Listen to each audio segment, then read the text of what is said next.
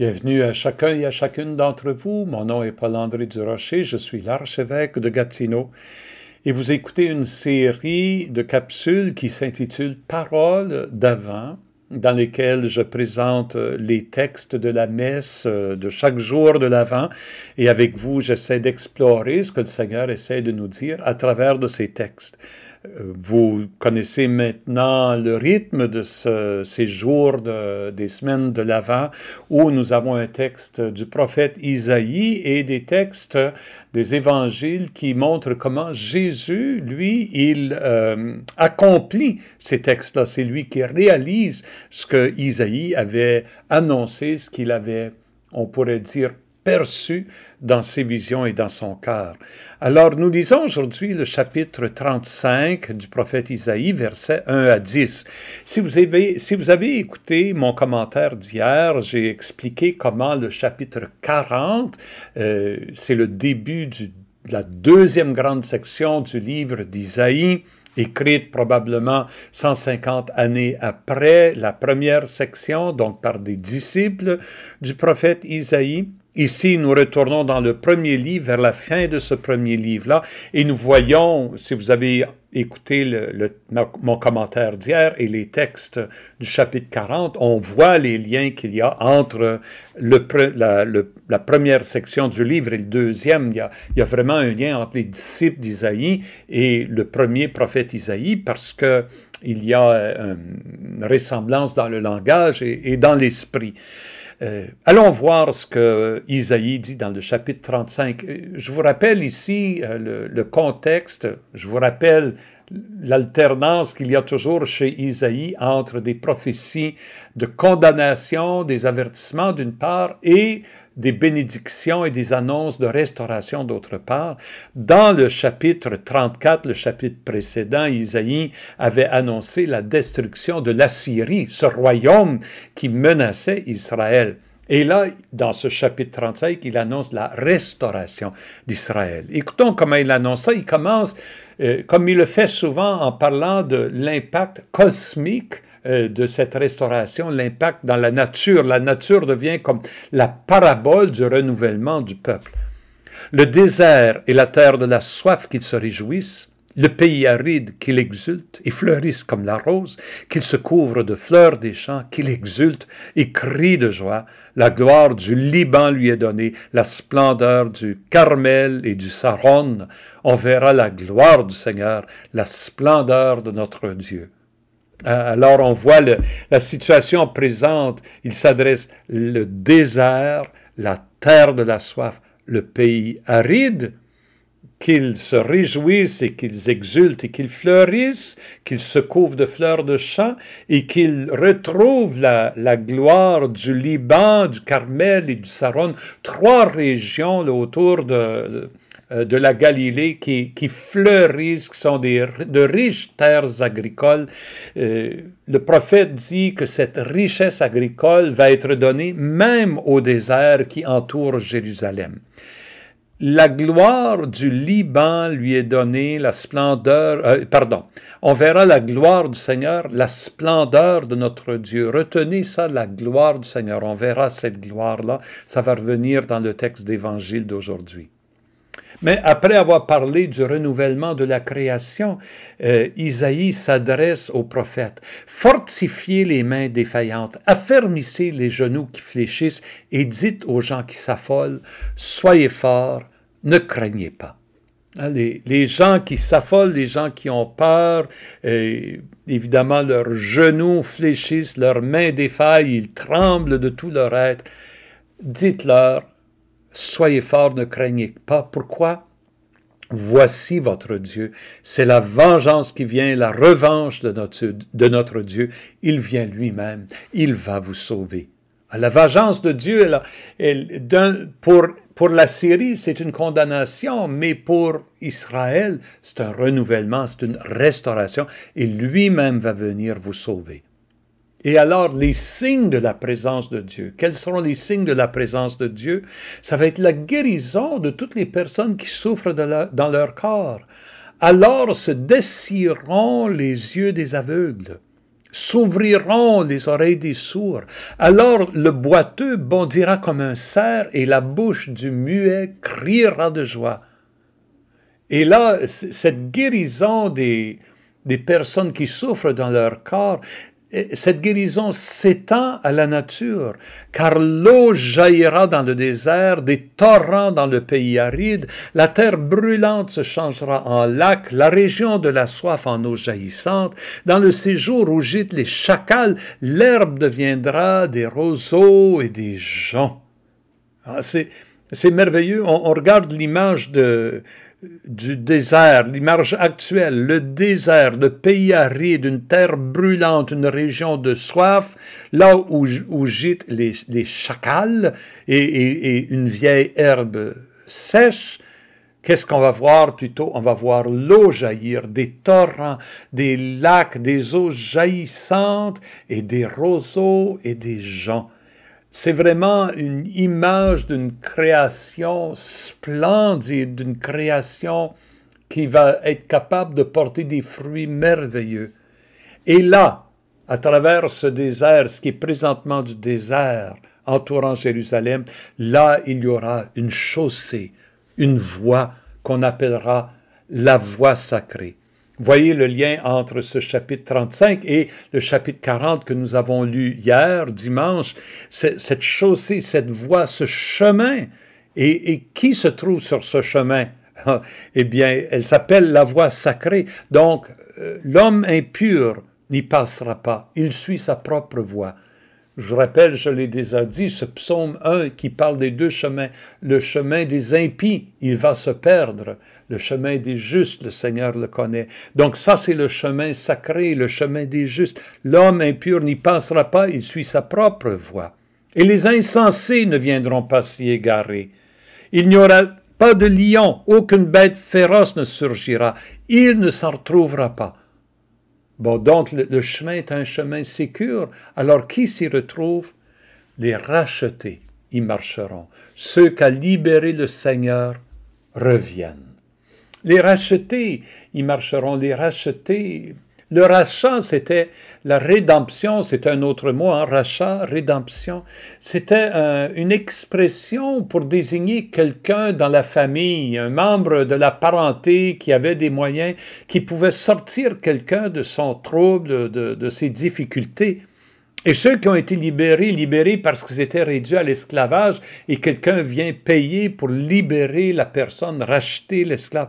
Donc ce rachat, rédemption, ça parle de quelqu'un qui se fait proche de nous et qui vient à notre secours. C'est ça être racheté, c'est ça être libéré. Et ils reviennent.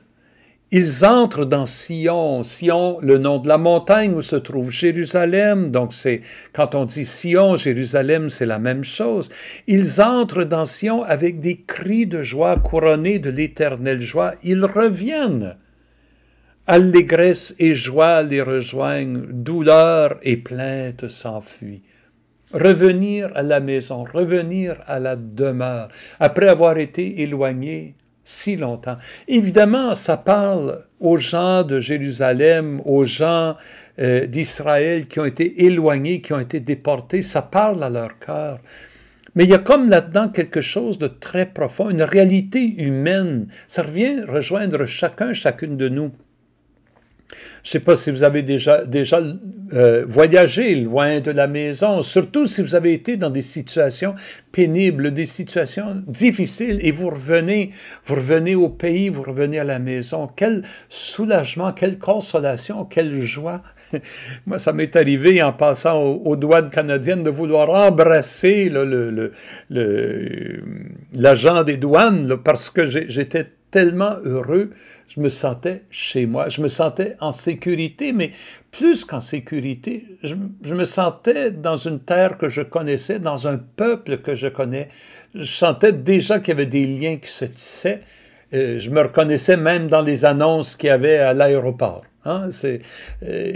Mais quand on revient à la maison et qu'on retrouve les gens qu'on aime, oui, une éternelle joie. Ce désir-là, profond, inscrit dans le cœur de chaque être humain, je pense, il représente le désir de se retrouver chez soi avec Dieu, de se retrouver unis à Dieu, dans la maisonnée de Dieu, on pourrait dire. C'est le désir profond de tous les cœurs humains. Et on va retrouver ça dans l'évangile de Luc, que nous lisons maintenant, chapitre 5, versets 17 à 26. Un jour que Jésus enseignait, il y avait dans l'assistance des pharisiens et des docteurs de la loi venus de tous les villages de Galilée et de Judée, ainsi que de Jérusalem.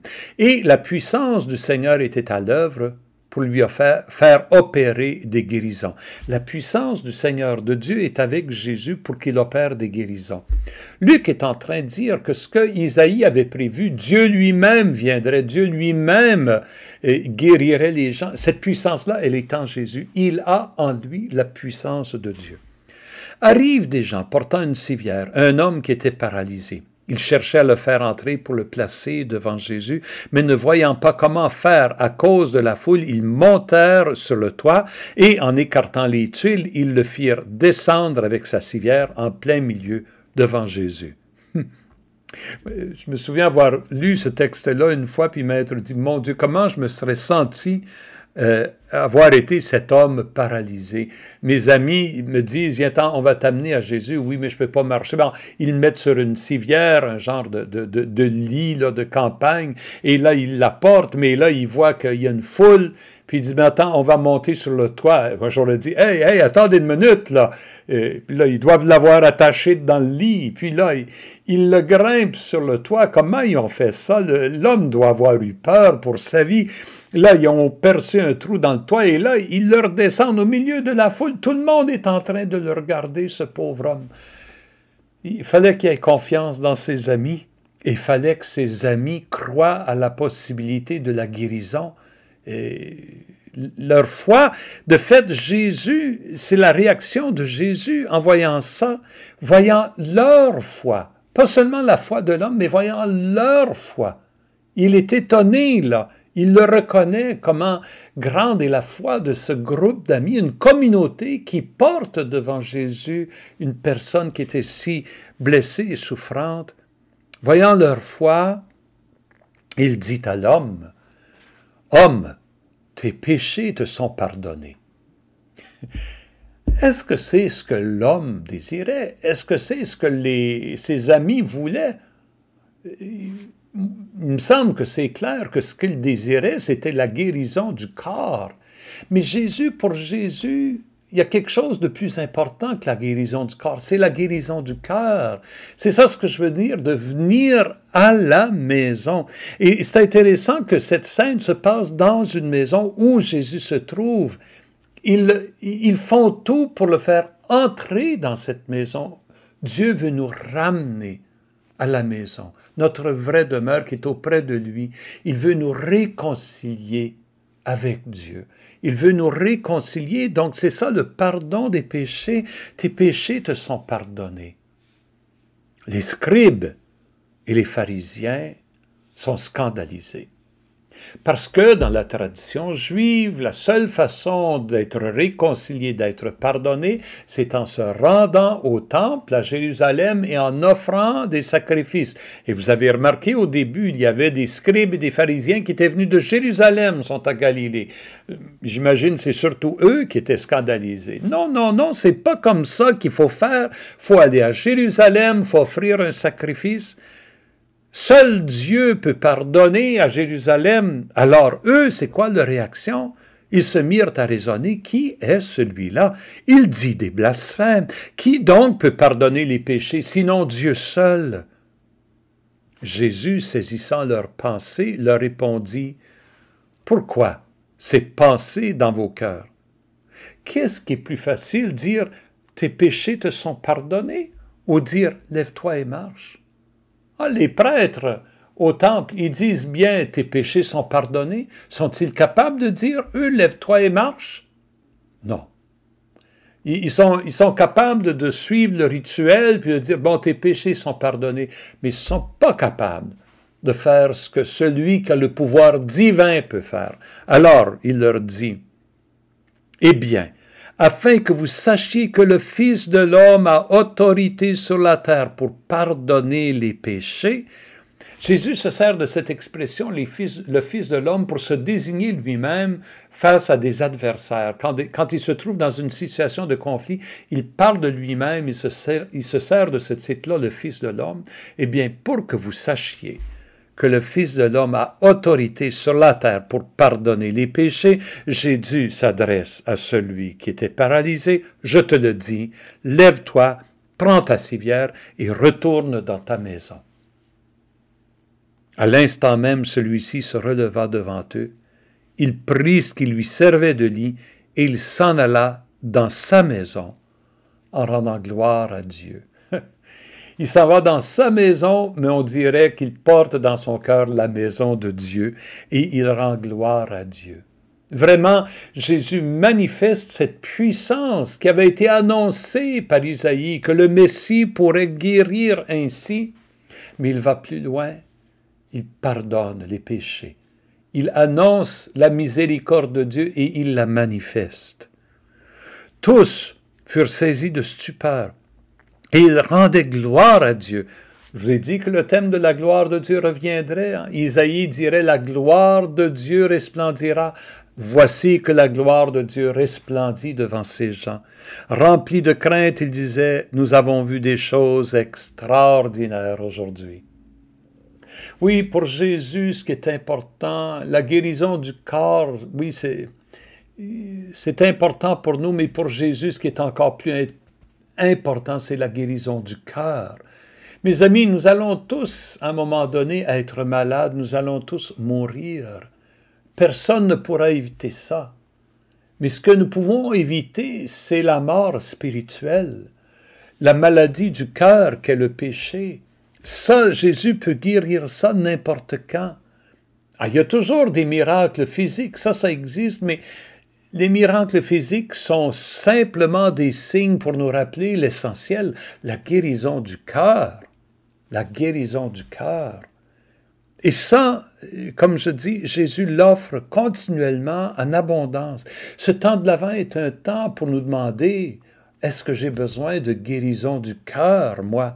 Est-ce que j'ai besoin de revenir à la maison de Dieu? Jésus veut m'introduire dans cette maison, dans la maisonnée de Dieu.